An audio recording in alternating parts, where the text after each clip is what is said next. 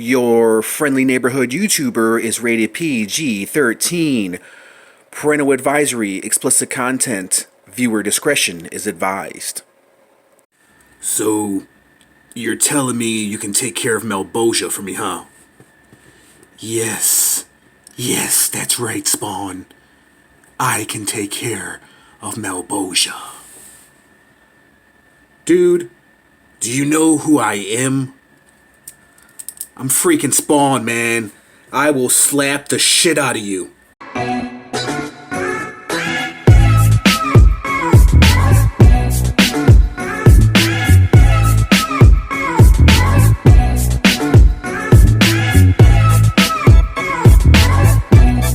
Hey, what's up everyone? It's your friendly neighborhood YouTuber, ladies and gents, and here we are, again, back at it. With another McFarlane review. This time we have a classic, man. We have a figure that I've wanted in my collection for the longest time. We have a Grail figure here. We have the Lord of Darkness himself. Look at this face. Look at this body. Look at the detail on this guy. He's probably one of the most sought-after McFarlane figures ever. Actually, probably one of the most sought-after Movie Maniac figures ever. From McFarlane Toys, ladies and gents. And as you can see, I got him loose. And I got him for a good deal. You know, when I saw the price for this guy, I'm not going to tell you how much I paid, but when I saw the price for this Lord of Darkness, man, I couldn't pass up this opportunity. I got him for a really, really good deal. Let's just say I got him for under 30, which is a good deal. Loose. This guy can range anywhere from, well, like I said, the lowest you could probably get for him is probably like around 25, maybe 30. The highest you can get for him, the highest that you can buy him, if he's in the fish tank version, that can go up to near 100, 200 bucks. Still in package, you can get them around 60, 80 bucks. If you're lucky, 40 bucks. But man, he is an awesome Movie Maniacs figure. Stay tuned towards the end where I'm going to break out some other figures, do some comparisons with some other horror icons, Movie Maniac figures, and also some devil figures as well. Alright guys, so let's bring the camera back here and let's get to the reviewing.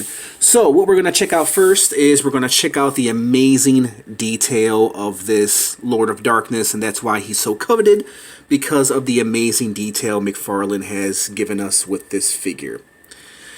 Alright, so let's check out his head going all the way down to his hoofs. And yeah, he does have hoofs. So there is the face sculpt of the Lord of Darkness. Man, it looks so freaking good. The horns are just amazing. It has, if you look closely, it does have some blue kind of dry brushing over his black horns. If you weren't paying attention, you probably wouldn't even notice that there were blue on his black horns. The head is amazing. The detail is amazing for the head. The teeth, the chin, going down to his torso, his chest area. Beautifully, beautifully done, man. He is a little dusty. I should have washed him off before I did this review. But somebody proudly had this guy on display. There's him holding the unicorn horn. If you guys don't know what that's about, then you guys probably never seen the movie. And I'm not going to give it away. There is the back of Lord of Darkness. I love the black cape and I love the gold on his black cape, man. They just did an amazing job with this guy. Amazing, man. The black cape is amazing. You know, a lot of people prefer cloth capes, but, you know, sometimes you just need a big leathery cape like this just to show the detail, the immaculate detail in this guy, because a cloth cape can't give you this amount of sculpted detail. Go around, and the cape, it kind of acts, it just kind of flows over his arms. I guess you can remove the cape, but I would not want to remove the cape. Actually, I don't think you can, because the cape is actually tied to his forearms right here. So yeah, it's not going anywhere. Going down to his pelvic area, there's some more of the gold strings, I guess. Down to his knees, and then down to his hoofs. I love that they gave him hoofs. Very, very nice. Lift up the cape, if you guys want to see underneath. Nothing really going on underneath. So let's check out the articulation for this Lord of Darkness. As you know, it's a McFarlane figure, so you're not going to get too much articulation. The horns, believe it or not, are actually articulated, so you can get his horns to go in, out like that, or in, should I say, out like that, out like that. So yeah, I love that they gave us that option. His head can swivel, turn forward, look to the right. I think this is the right angle right here because his muscle aligns with his neck muscle. His head muscle aligns with his neck muscle. Articulation, as far as arms are concerned, I don't want to push it, but yeah, I'm not going to because this is an older figure. But his arms do have a bend right here. You can put his arm down, but I wouldn't force it, dude. Same thing with this other arm. It can go upwards. It does have a hinge right there, but I'm not going to because there's no point.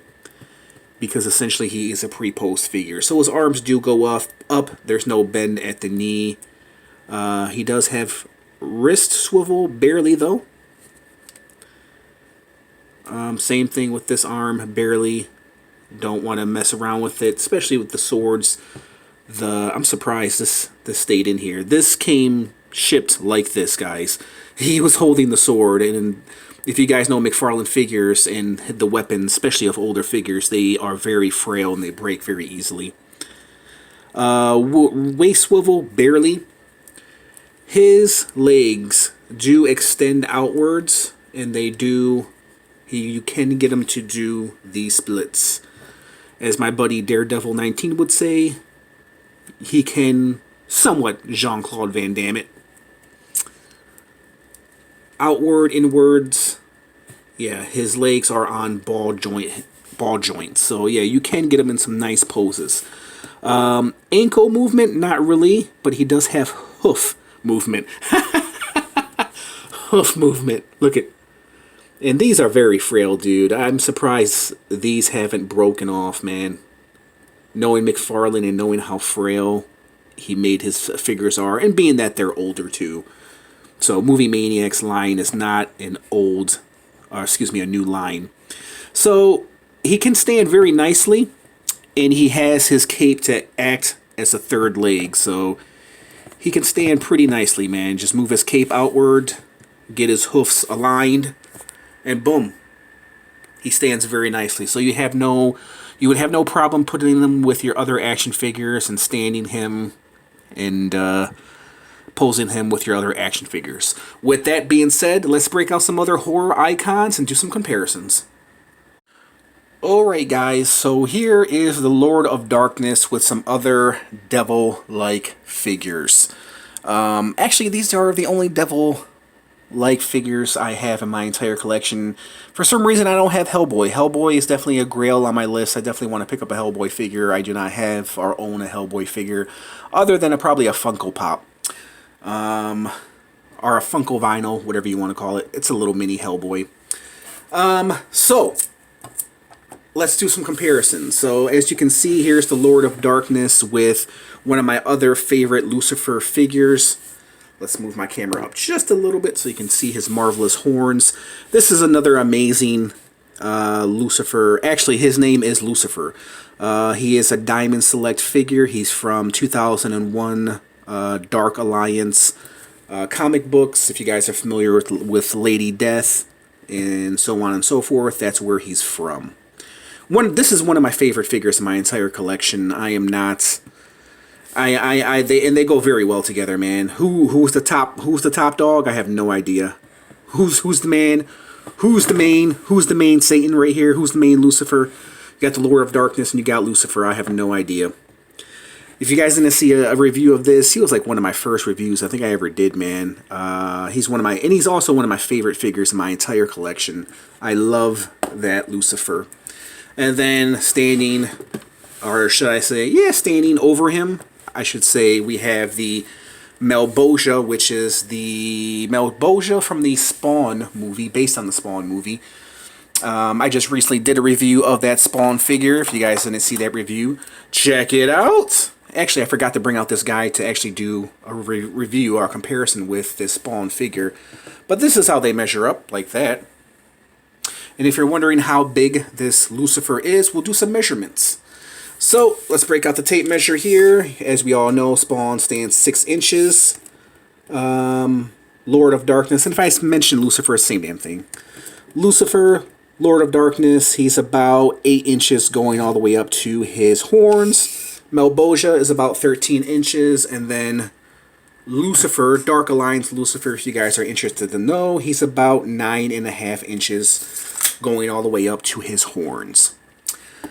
Alright guys, let's move these figures out the way.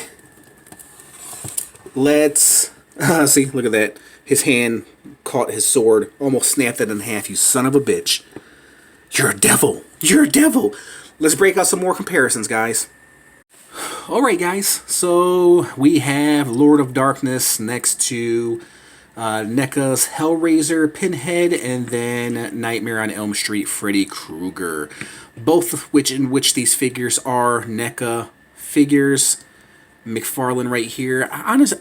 Actually, I don't own any Movie Maniac figures. I did have the Freddy Krueger Movie Maniac figure, which I eventually sold off because I felt like NECA improved on Freddy, and I like this Freddy better. I was like, how many Freddy Kruegers do I need? With that being said, I actually do have just one Movie Maniac figure, which is the Texas Chainsaw Massacre, which I think, in my opinion, is better than the NECA version, but that's just my opinion. So yeah, I until NECA actually does a figure of this Lord of Darkness figure and does it better, will he get replaced? I don't know, man. I don't know if NECA will eventually have the license for Lord of Darkness figure, and I don't know if they can actually do it better than McFarlane did it, because this is one of his true masterpieces, man. So, and I brought out these two figures because they know something about hell, so they're both, well, one is from hell. I'm sure they met up somewhere, you know, maybe, who knows, at a Britney Spears concert, I don't know. Somewhere in hell. Then we have Freddy Krueger right here.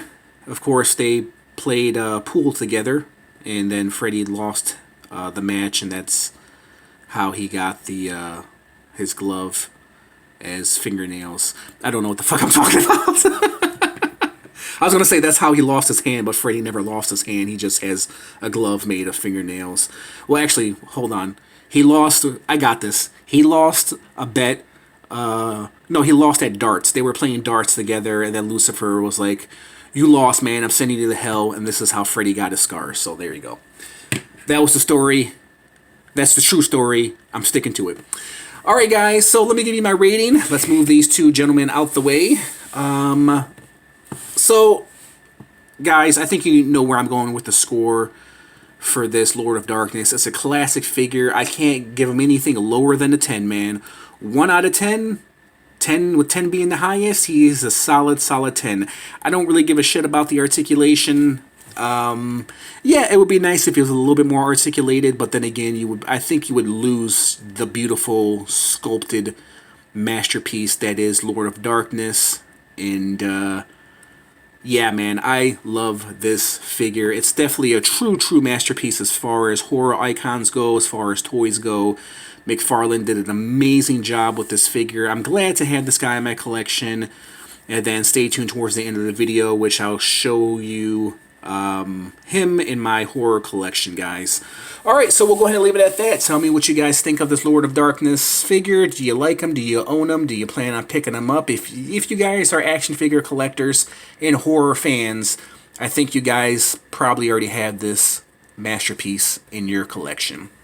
There's nothing more I can say, guys. Perfect 10 for this Lucifer. So if you guys like this little review, hit the like button, comment, subscribe, hit that notification bell if you want to receive more cool epic reviews like this. There you guys have it. Thanks for watching, and I'll catch you guys in the next review. Bye! Yeah, I can definitely say Lord of Darkness stands out. Be careful, Splinter. Be careful. Raphael? What are you doing, man? Wearing red? I know, I see you, man. I see you. Watch out now. Don't. Watch it. Watch it, Splinter. Watch it. There he goes, man. He looks beautiful. Beautiful amongst his fellow constituents. Lord of Darkness.